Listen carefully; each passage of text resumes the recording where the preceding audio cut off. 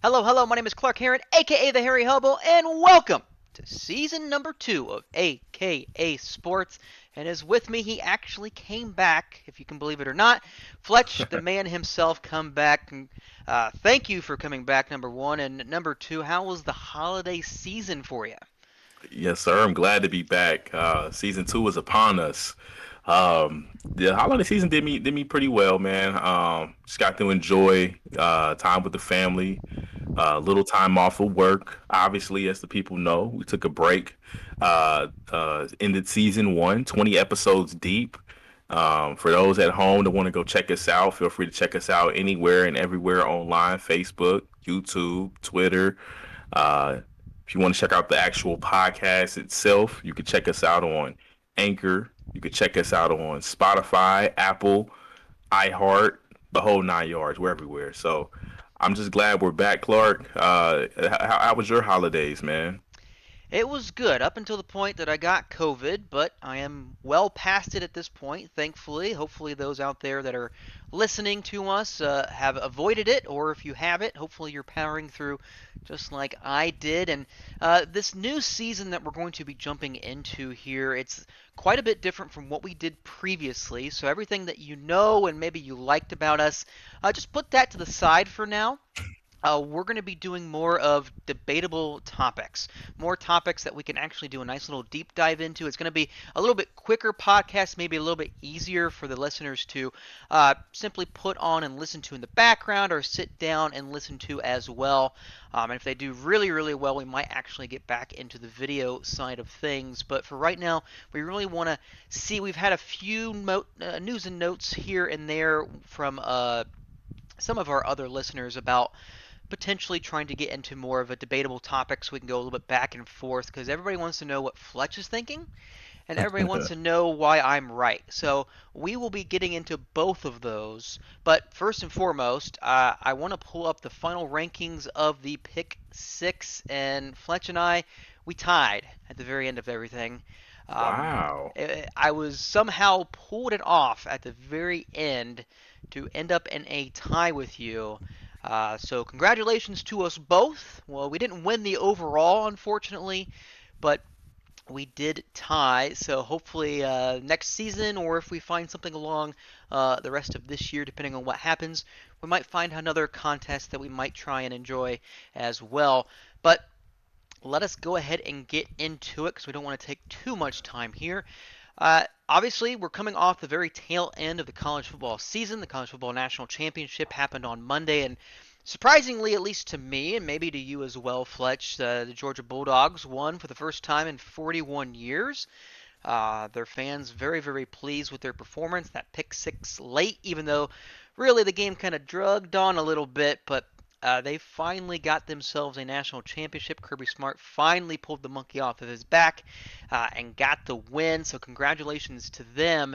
But kind of the biggest news coming through most of these last several weeks, especially just after the national championship, is seven players from Alabama and two players from Georgia jumped into the transfer portal right after the national championship, which it's kind of weird to say because typically when you win a national championship, you typically want to stick with those teams, especially when they're going that far. But these players have jumped in, and if you're not aware, the transfer portal is what allows players to basically transfer to another university or college, and depending on if they have an eligibility or if they have a certain degree that they're going after, they could potentially be eligible to play right away, or they have to sit out at least one season.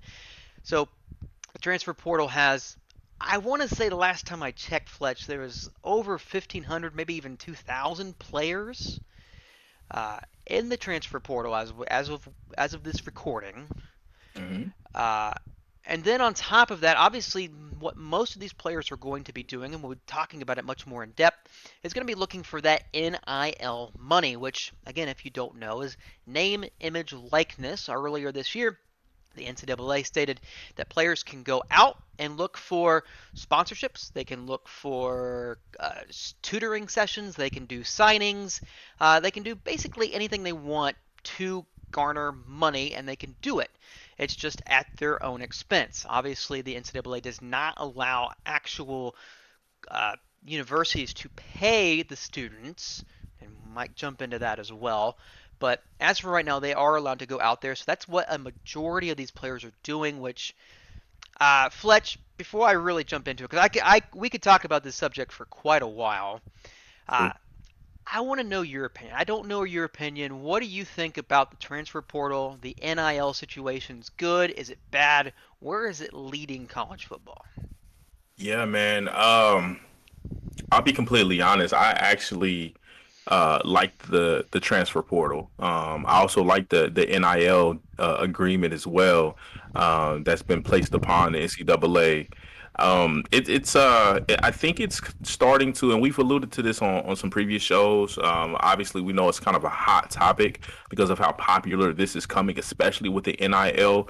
I don't even know what you call this anymore, like rule or whatever they want to call this, law or basically, I'm just the first and foremost thing that I'm going to just throw out here. I'm just happy the players who all of these guys are, pretty much 18 or older. We all know working age in most places, pretty much across the country, is 16 years old.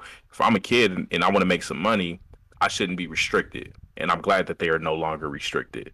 Um, the On the flip side with the transfer portal, I understand the pros and cons of it, but the biggest thing that I do like again is going back to the players and them having a little bit more freedom, a little bit more say so on what they and what they're going to do, like how they're going to mold their careers. Where are you going to play? If in the other thing is the ultimate goal for a lot of these guys, more so now than ever before. We always were told it's only a small percentage of players that go to the league. Well, I mean, you do have 7 rounds in a 32 team draft. You do have players that are undrafted that show up very well in the NFL.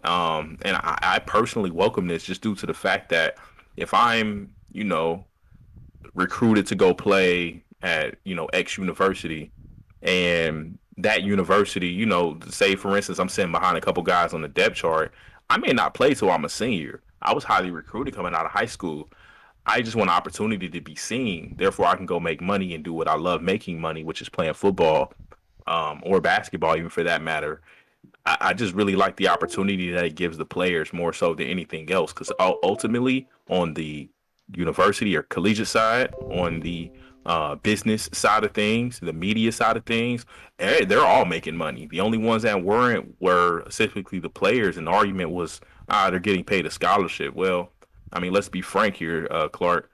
Average tuition here in our country is anywhere between $40,000 and $50,000 a year. I understand that may be going up a little bit more as of late, just with everything else going up. But at the same time, that is very average year salary for a regular working class individual. Not somebody that's playing football on TV, doing interviews throughout the week, having to practice every day leading up to the games on Saturday, out there performing on national or local TV. It's just a different beast, and I'm glad that these guys are able to go out. The ones that can at least go out and make some money, and the ones that can't, hell, you still have a free ride. You still are able to go to school for free, and you can actually do smaller things to make money, even if you're not like, say Bryce Young, who made roughly $1 million this year, or Clemson's quarterback DJ. Help me with the Lele. last name. Appreciate it, man. Who had the Dr. Pepper deal coming into the year?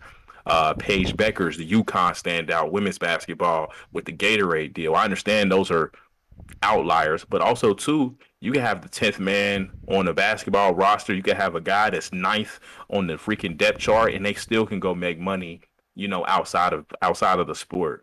Now where they couldn't before. So, I mean, that's my stance on it. I actually prefer this. I understand this is kind of moving the collegiate sports into more of an amateur sport, but hell, I mean, rip the band-aid. That's what I feel like it's been anyways. So that's why I'm happy for the players more so than anyone else. Yeah, I would 100% agree with everything you just said there, especially when it comes to what we saw in the past when we are going to the March Madness. I remember years ago, UConn players complaining that they didn't have any money to pay for just meals when they were traveling.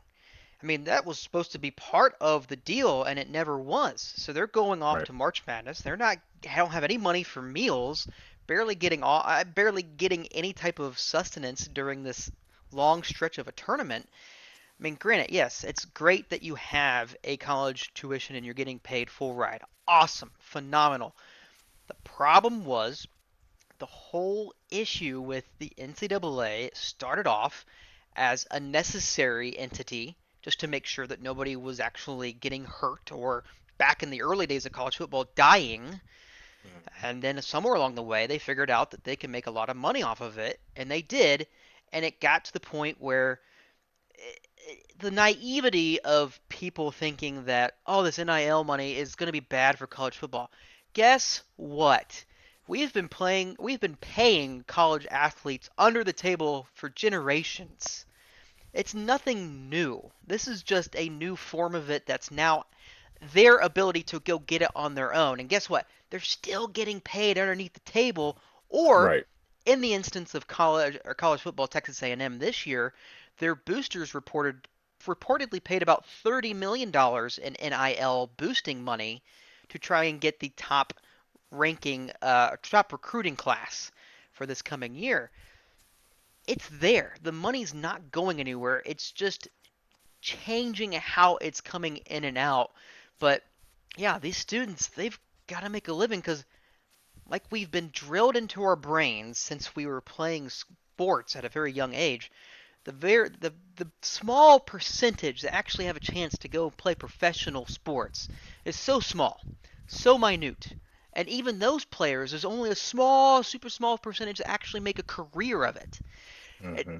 those are the ones that the vast majority, the ones that you see in the transfer portal now, those are those players that need to go out there, need to find the sponsorships now. They need to create a brand for themselves, just like Spencer Rattler has, just like De'Aaron King has.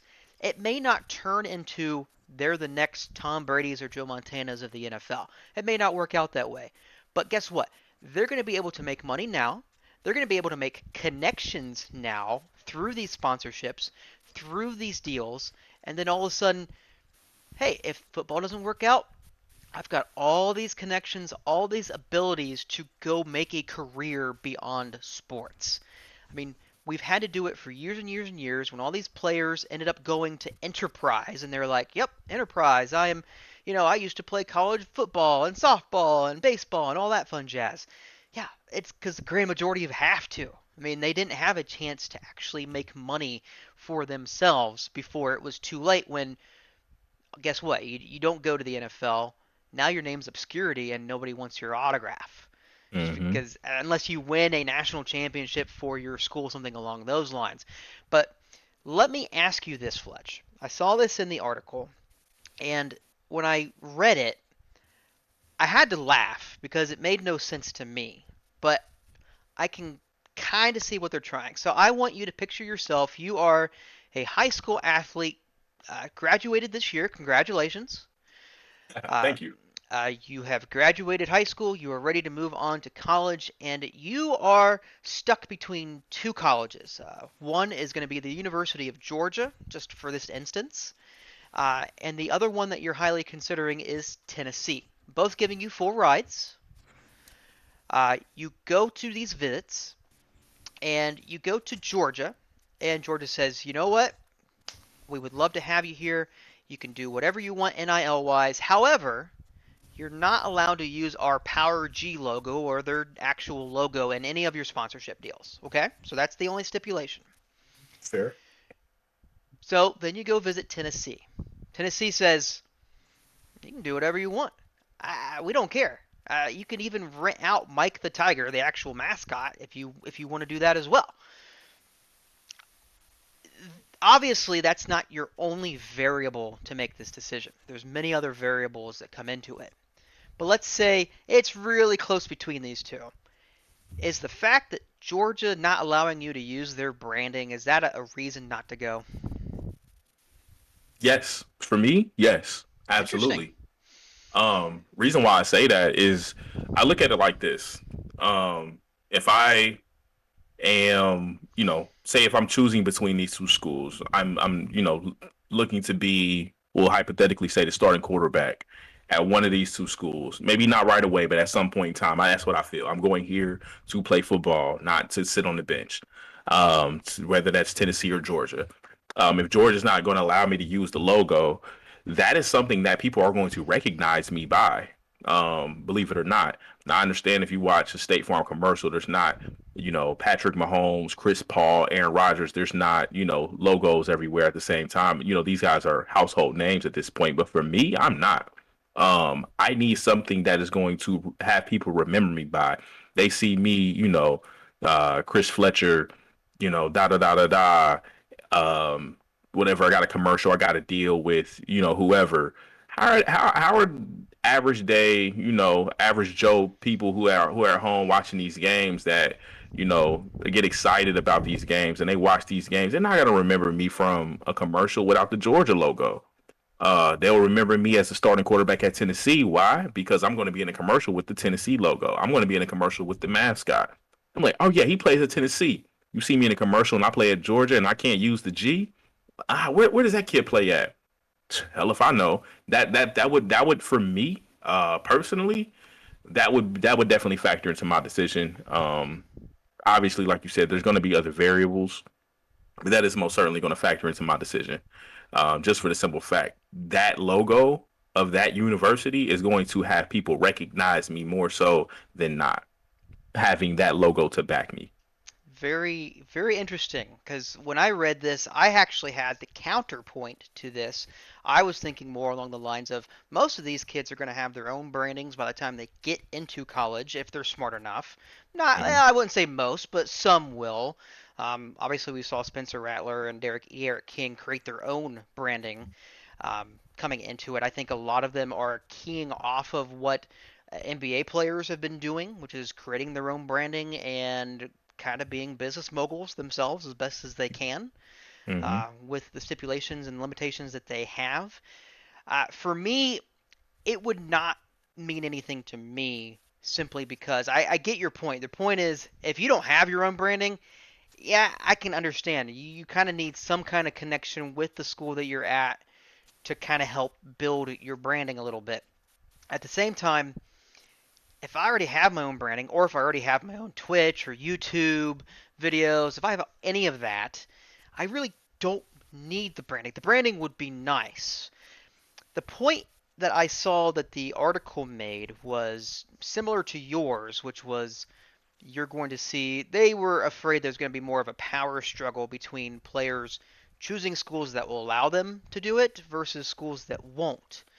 The question will then be, well, as soon as we see any type of shift to the schools that will allow them, the schools that won't will change their mind. I mean, it's all about the money at the end of the day, and Mm-hmm. if they're really seeing the cream of the crop players, which, to be fair, like we've mentioned before, the naivety of them not being paid underneath the table is obscured. It's insane. They're going to be paid. That's the cream of the crop. But if we're talking about the mass majority of players that really need this NIL money just to really build something, yeah, you're going to see some of those players maybe trend if the decision of other variables is close. Mm-hmm. That may be a tiebreaker for them. I don't see it as being a humongous hurdle, as in like, oh, I'm not going to go there because that coach isn't there, or well, they won't let me use their branding. Well, I liked everything else, but that's the big killer for me. But to your point, I do like the fact that if I don't have anything else to go off of, I need that. I need that branding in order Yep. to create a name. And hopefully the kids that are paying attention to what the De'Eric Kings are doing in this world, going and getting connections, going and learning and really buckling down on not just aiming for a professional future in sports, but more of a professional future even if you're not playing. Like finding it along those lines. And like you mentioned earlier, this article also mentioned that these players are not getting any any TV money, and this is millions, hundreds of millions of dollars that they're not even getting a cent from, even Right. though they're the ones creating the situation. So Got about 5 minutes left here. Uh, Wrap this up a little bit. Obviously, we both like the transfer portal. We like it quite a bit. We like the NIL.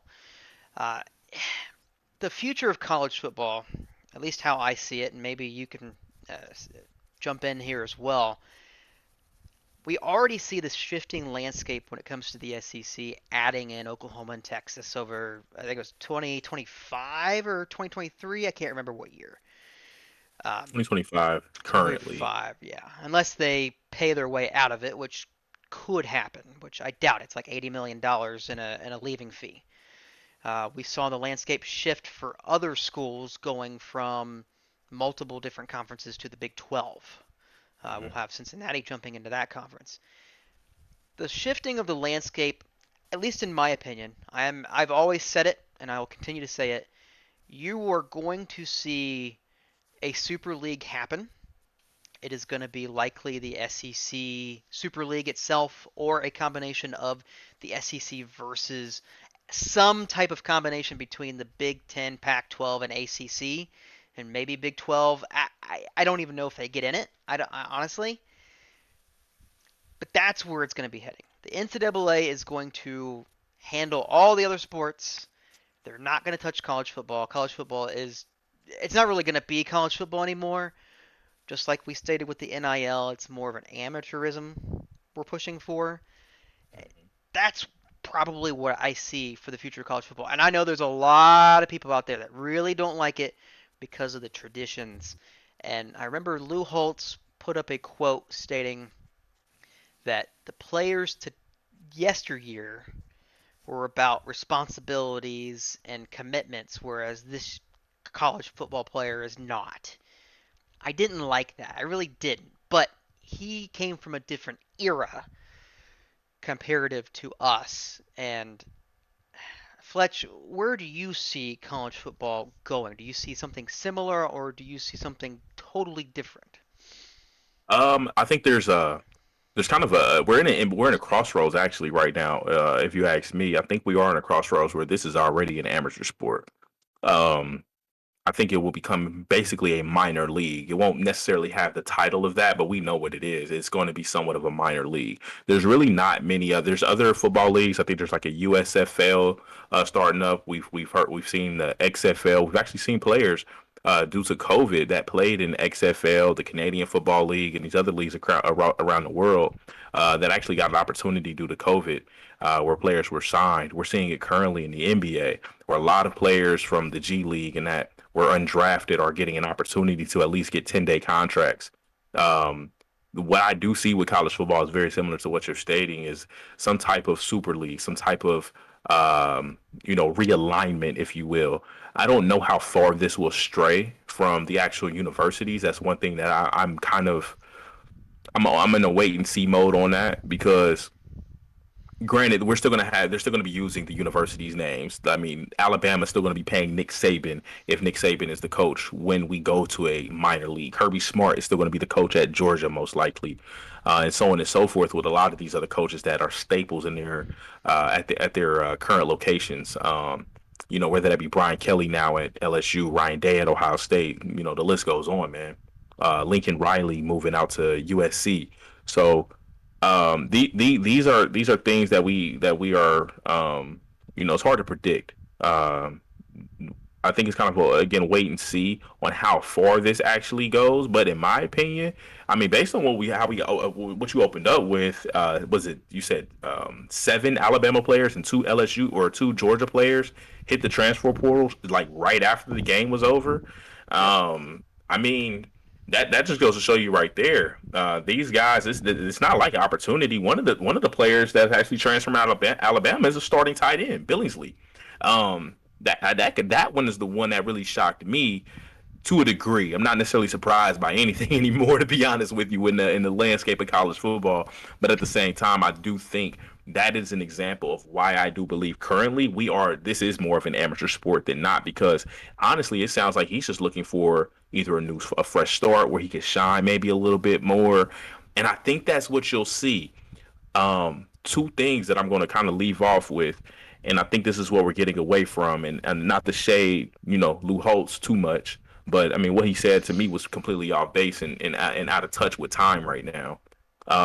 It takes me back to this. I heard actually, former, it's ironic we talk about Tennessee again, former Tennessee running back Arian Foster. I don't know what documentary this I was watching. It was an old HBO doc, maybe about 4 or 5 years ago, when I came across this. He brought up the term indentured servant. Clark, I'm going to read you what Merriam-Webster calls an indentured, the definition. What they have is a definition of an indentured servant.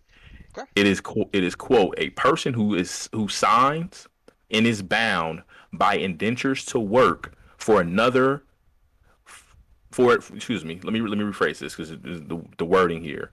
A person who signs and is bound by indentures to work for another for a specific time, especially in return for payment of travel expenses and maintenance.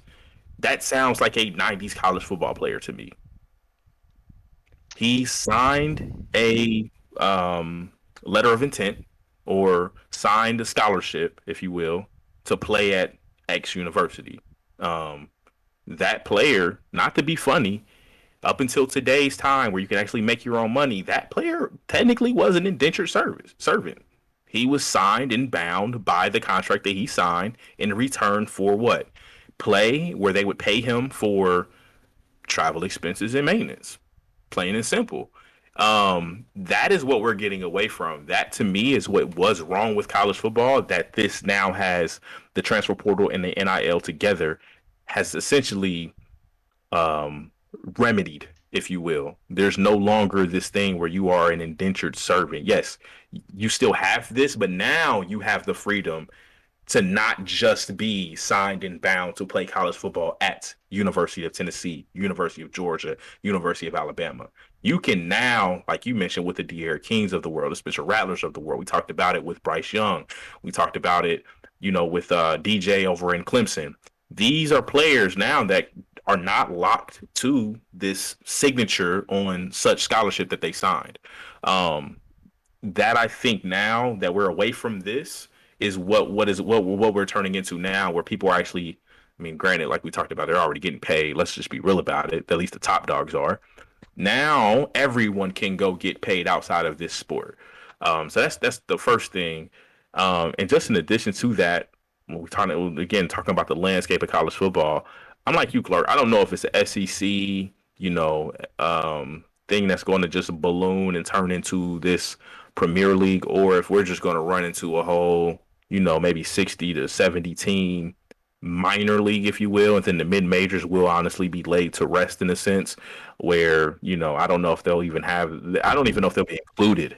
I feel like they might even have their own, you know, league, if you will, underneath that, where they're almost like a triple A, double A, single A kind of thing that you see in baseball. That's where I feel like this is going.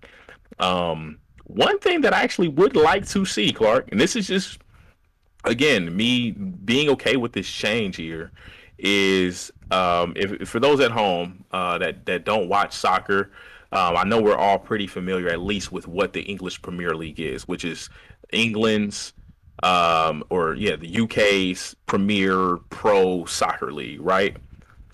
Most people don't realize there's three tiers to that league.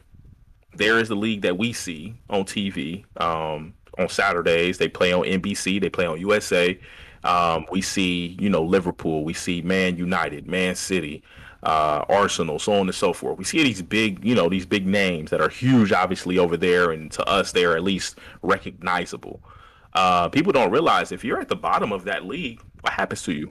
You actually drop down to the second tier of the next 20 teams that are in that league that's underneath that league that has the Man Cities and Man United and Liverpools and Arsenals and so on and so forth.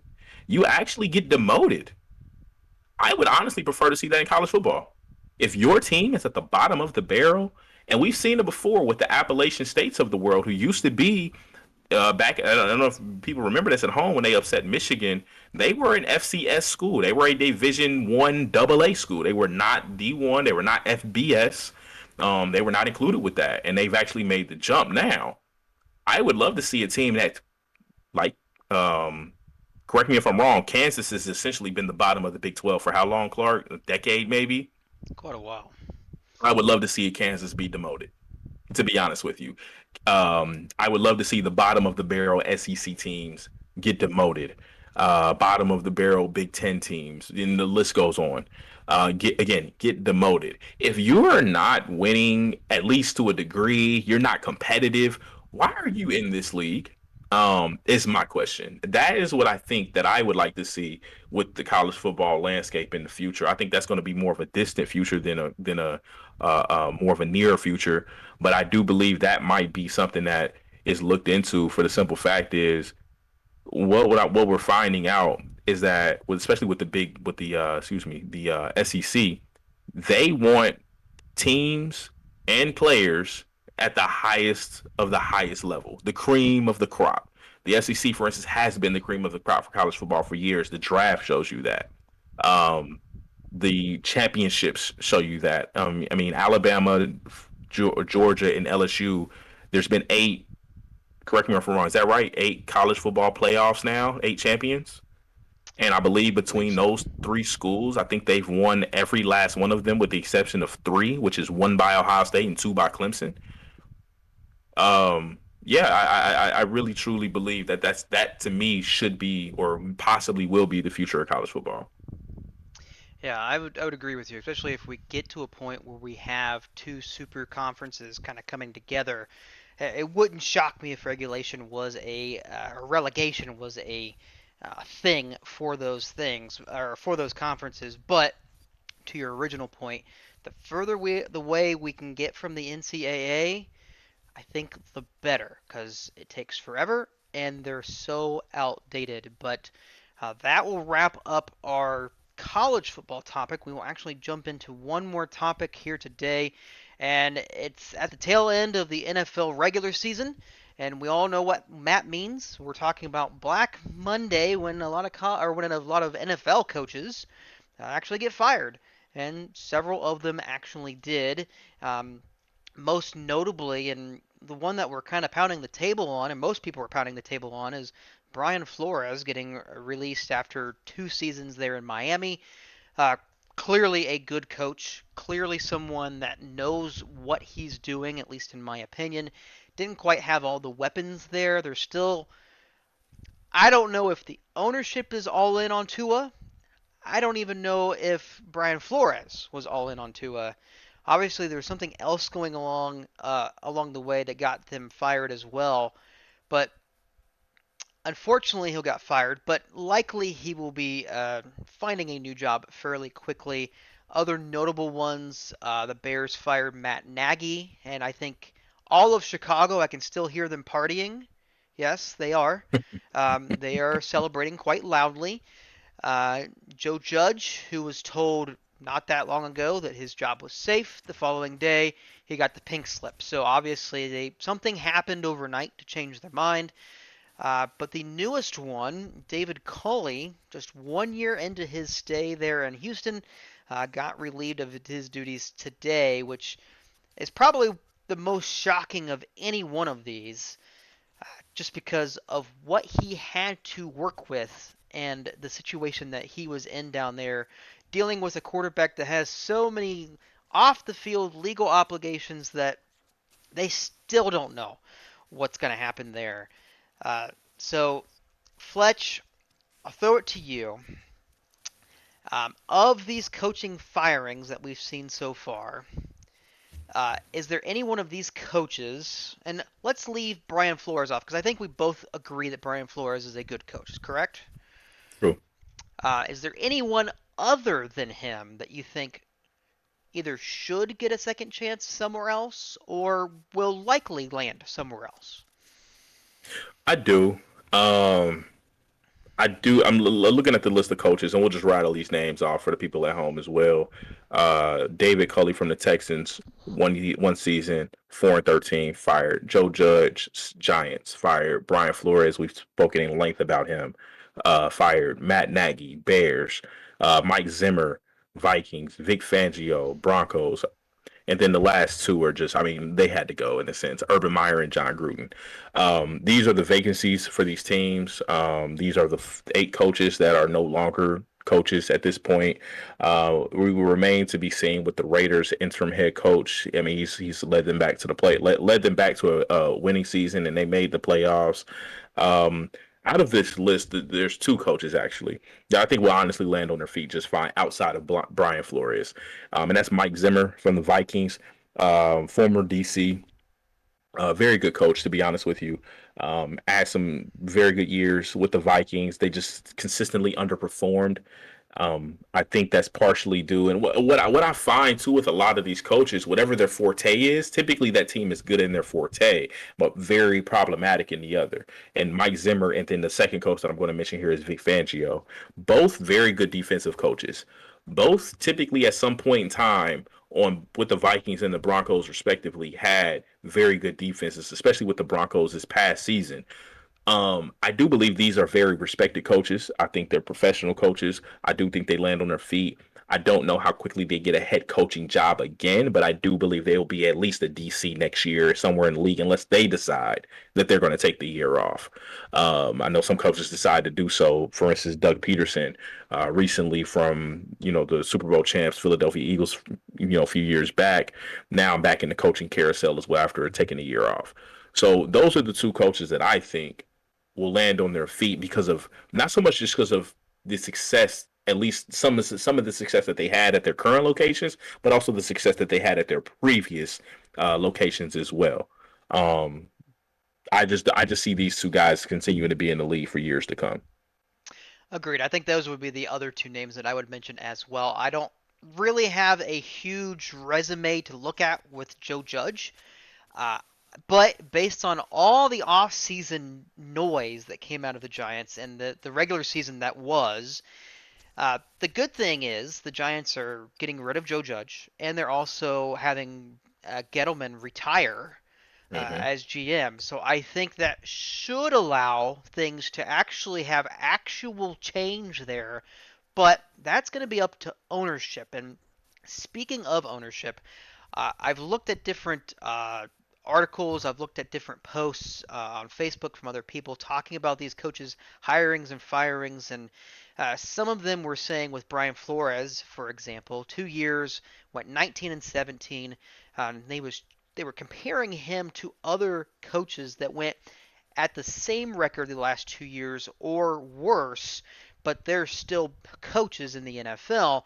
And it kind of made me start thinking about the so terrible rule, and we've talked about it a little bit off air, the stupid Rooney Rule that they have, which basically just allows ownership to put a nice little sticker on their little on their refrigerator at the end of the day, saying, "Yep, I did my civic duty to at least interview one minority candidate," which is absurd. It has nothing to do with it. I want a good coach. Obviously, we saw what Urban Meyer did in the NFL. Nothing. We saw what Joe Judge in the NFL and Matt Nagy did in the NFL. Nothing. And I don't care where they come from or who they are. It's what they can do as a coach. I mean, we look at, the Steelers. I mean, sadly, it's called the Rooney Rule, but Rooney knows how to hire a good head coach because they've only had three in their entire history.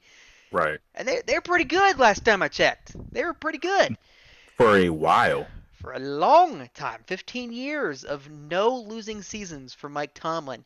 Yes, he's going to have some down years. It happens. But he's got Super Bowls on his pedigree. He's got no losing seasons on his pedigree. A phenomenal hire. But the reason I bring all this up, because I saw this post and they were saying, I don't know how Matt Rule can keep his job down in Carolina, or how John Harbaugh can keep his job at Baltimore. Well, you know, everybody knows John Harbaugh won a Super Bowl. He's got multiple winning seasons, multiple playoff appearances. He's got the pedigree there. Just because he's had two rough seasons, it's going to happen. I mean, when you lose all of your running backs within the first 5 weeks of the season, you're playing with Devonta Freeman. Play with him and see what happens. Right. You're not going to do well. But as for Matt Rule, I'm not in love with him as a head coach, but he's also not worked with really any good quarterbacks. They thought Sam Darnold was the fix. Turned out it wasn't. He's still seeing ghosts, at least to my knowledge, on the field. And then Run CMC just can't stay healthy. So there's different situations there, but to go back to the Rooney Rule, I will say this, and Fletch, I'll get your opinion here in a second. Yes, I totally 100% agree. There's a ton of ownership issues.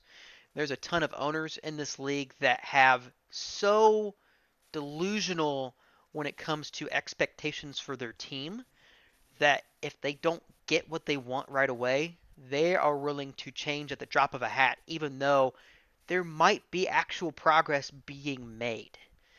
Um, that's the bad part, as well as whatever else goes along behind the doors. But Fletch, go ahead and tell the people what's your thought about coaches hiring and firing, and what are you seeing on your end? So the one thing in NFL, this has always been the case. What have you done for me lately? That doesn't just go for players. That goes for coaches, and that's extremely clear. It actually is more so for coaches than it is for players, in my opinion. Um, when you see a flash from a player in one season, that player can essentially he'll probably stick around for a while if he doesn't even perform at that level, just because you think he very well may get back to that level. Um, some of it's due to age, some of it's just a shot in the dark. For instance, look how long Vince Young and RG3 lasted in the league. They both had one good season, and after that, they had a lot of bad ones. But they were still given opportunity and opportunity to at least be, a backup quarterback, fight for the job, so on and so forth for a little while. Whereas head coaches, we're talking about a lot of these coaches. I mean, to keep it real with you, again, we'll go through this list. David Culley, 1 year. Joe Judge, how many years? Two, Clark, is that correct? Two, yeah, Two. Brian Flores, is that 3 years there? Two with Tua and one before. I believe so. Nagy, I want to say, was 3 years. We'll skip over Zimmer. I believe he was there for 8. And then Fangio was also in Denver for 3 years. Um, we're talking about 6 of the coaches that were fired at towards the end of the season. There's only 3 of them, or excuse me, there's 5 of them. I apologize.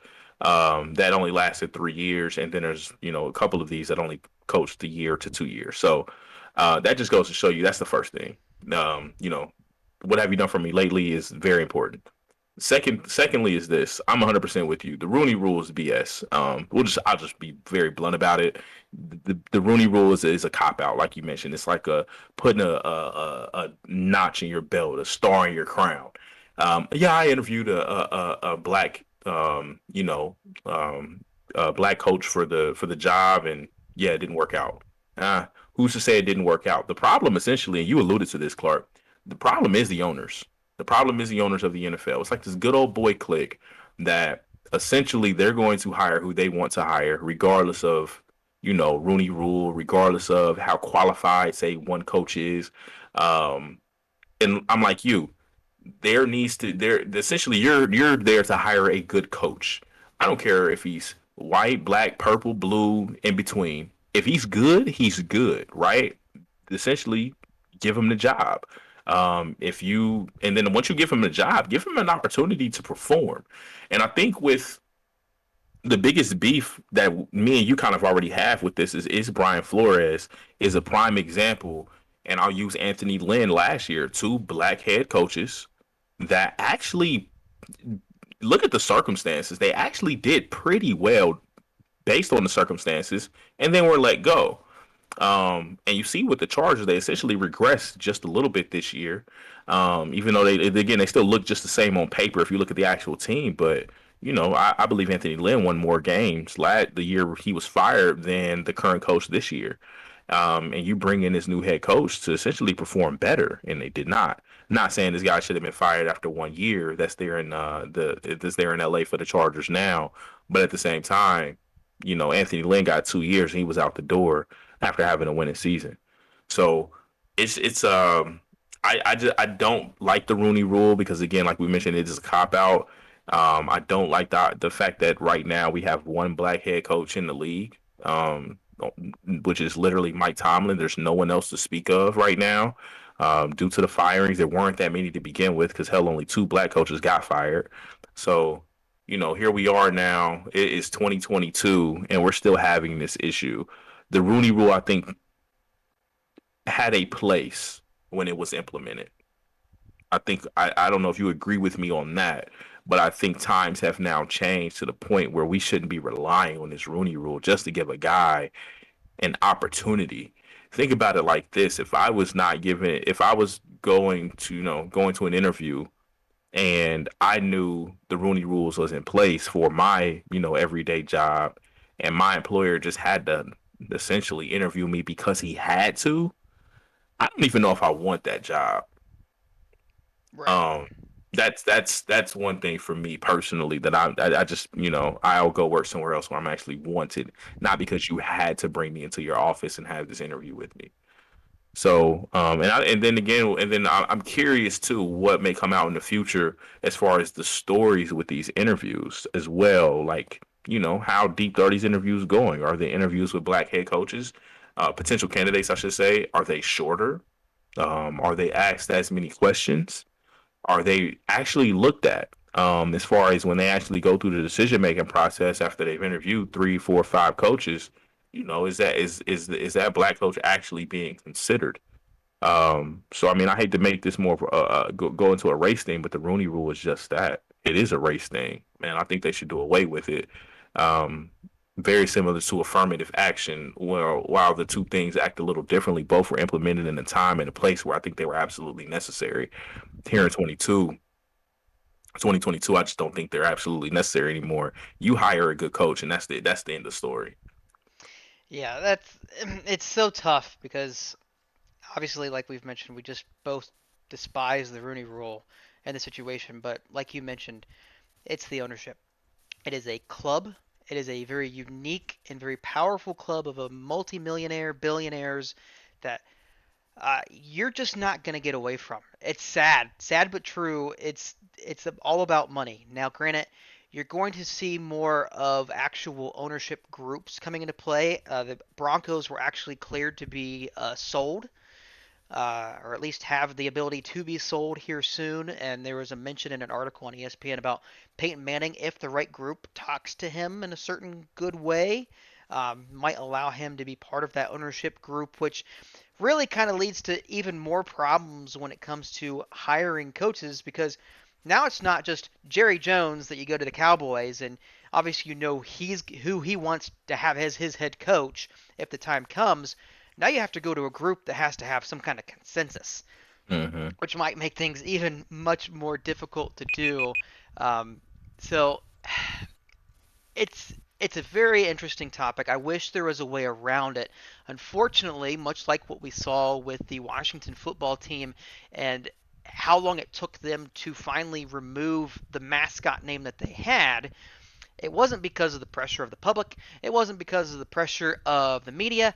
It was because the shareholders were about to pull their money out of his pocket.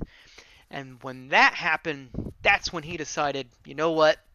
Let's go ahead and change this mascot. That might be a good idea for me because I don't want to lose money. And Right. unfortunately, when it comes to these owners, when it comes to these type of big decisions, especially even if it's just down to hiring coaches, unfortunately, it's going to take something big, like you mentioned, something that maybe happened during the interview process, or it's going to take someone with a bunch of money that was giving it to them saying, you know what, I'm not going to tolerate this anymore. If we can get to that point, we'll actually see some good change moving forward. I agree. Unfortunately, until then, when you have a bunch of money, they're not going to listen to you if you don't.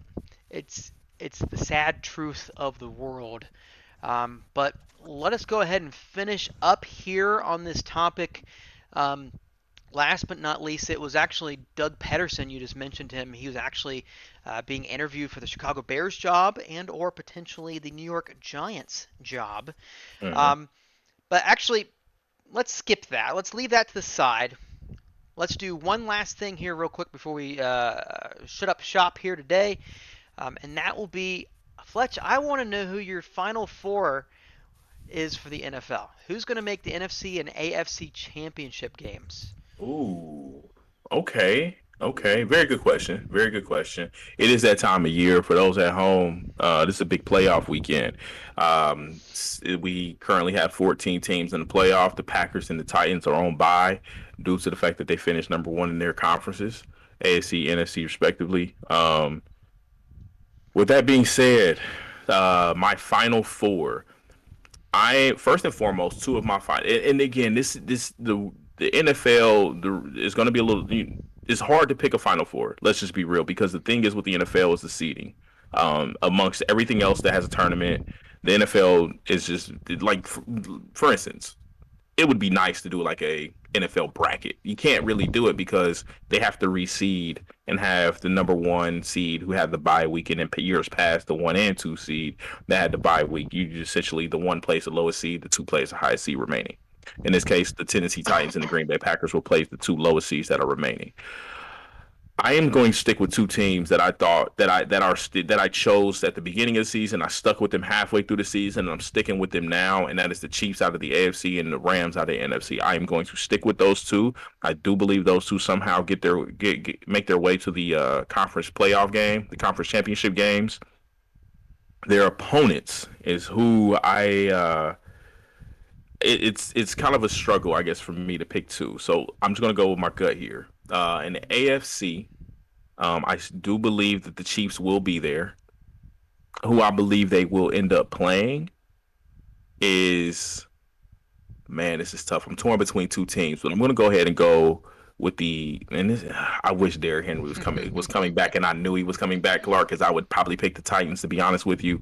Not knowing the status of Derrick Henry, I'm going to go ahead and go with the Buffalo Bills. I think the Buffalo Bills meet the Chiefs in the AFC title game, barring obviously the seeding situation. And in the NFC, I'm going to go, stick with the Rams, but I'm going to go with the Packers in the title game.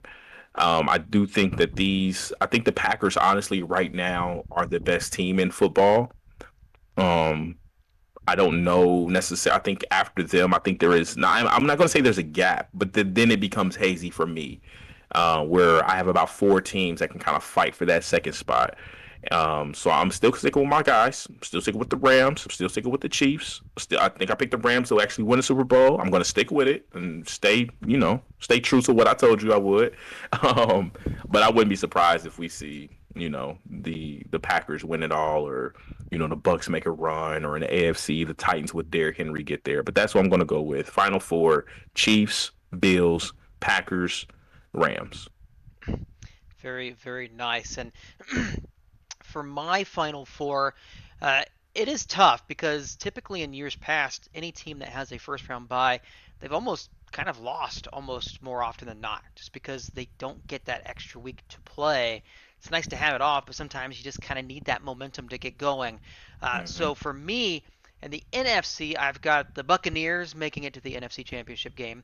Uh, it's hard to bet against Tom Brady. I don't like betting for him, betting with him, but at the same time, when you bet against him, more often than not, you're wrong. So I will go with the Buccaneers, and they will be facing. I'll go with the Rams as well. I like what the Rams can do, even though they've been up and down these last several weeks, kind of just barely getting through. They just lost their sixth straight game to the Niners, which was great. Niners made it in. Hopefully they can go far, but I think the Buccaneers and the Rams will be in the NFC Championship game. As for the AFC Championship game, like you mentioned, without knowing what Derrick Henry is going to do, I don't really truly believe in that team in Tennessee. So in the AFC Championship game, I have the same Chiefs who are on fire. I think they will continue to push through. And then I've got the Cincinnati Bengals uh, Like it. going to the AFC Championship game. Yeah, I was kind of between them and the Patriots of the two teams, of potentially just getting that one rousing win and then pushing through. But I know Buffalo has done well at home against the Patriots, but I like what Cincinnati's doing. Jamar Chase had himself quite the fantasy season as well as an actual rookie season, and he will be big in years to Pro Bowler. come. Yeah, absolutely. So my final four, I've got the Buccaneers, the Rams, and then the Bengals and the Chiefs. So Fletch, welcome to season 2 of AKA Sports. We finally made it through episode 1. Uh, Hopefully you enjoyed a little bit of that, more of the debate. We'll be finding more debate topics as they come along, and there's plenty of them. As long as AB finds a way to rip off his jersey and run out of the stadium, we will find a way to talk about different things as well. Um, Again, Clark, Fletch, yes.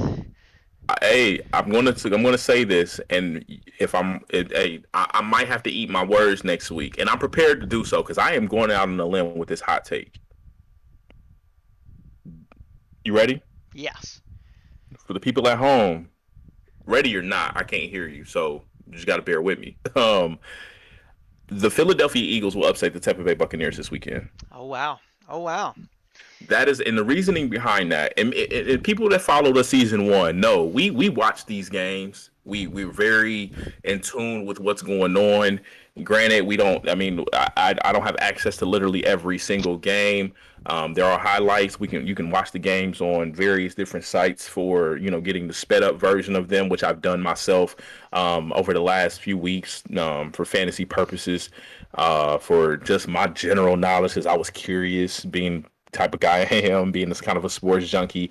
The Philadelphia Eagles have been playing very good football as of late, and the Tampa Bay Buccaneers have some glaring losses this year against teams that they honestly should have beat, with the Saints twice and the Washington football team being one of those losses as well. And but all three of these losses, mind you, were not one score losses. I just want to throw that out there. Also, the Bucks are dealing with multiple injuries across the board. There's no Chris Godwin. There's no Antonio Brown. Obviously, that's not an injury, but you kind of catch my drift. Gronk literally just came back off an injury. Fournette is now out. Like, there's a lot of moving pieces here with Tampa Bay, and the biggest thing from last year to this year, the reason why we rated them so high and expected it, not only because of Tom Brady, Bruce Arians, Brian Leftwich, and then that front seven that they have over there on the defensive side of the ball, and also the three receivers that they have, was essentially they brought back all 22 starters. How much of these 22 starters are healthy from last year, Clark? It's safe to say they're missing a lot of pieces. And then as of late, I don't know what it is. I didn't think Philadelphia was a good team. I don't know if they're a good team. I know they've been playing well lately, though, and I think that they have a chance to upset. Now I know I'm going out on a limb. I probably won't put any money on this game and bet against Tom Brady. I hate doing that myself, like you mentioned, but at the same time, that's my hot take. I think that Philadelphia has what it takes to beat a essentially short-handed Tampa Bay Buccaneer team. And I'm curious to see what happens this weekend. It very well could be a blowout, and I'll be here next show telling you how wrong I was, or I could be here next week telling you how right I was. That remains to be seen. That I just wanted to throw that out there since we brought the playoff talk into play, give the people at home something to look forward to bash me for next week. That's my hot take. That is one hot take for sure. I feel like uh, I don't even know what to say about that. I will leave it as such. I won't go on such a limb, but we will see what happens. Obviously, the game's been playing Friday, Saturday, or Saturday, Sunday, Monday. So we will know exactly what's going on. But for the meantime, Fletch, congratulations, episode number one of season number two here. We'll be looking forward to potentially next week and a few more debate topics. As for now, my name is Clark Heron, aka the Harry Hobo, and we're out. Peace.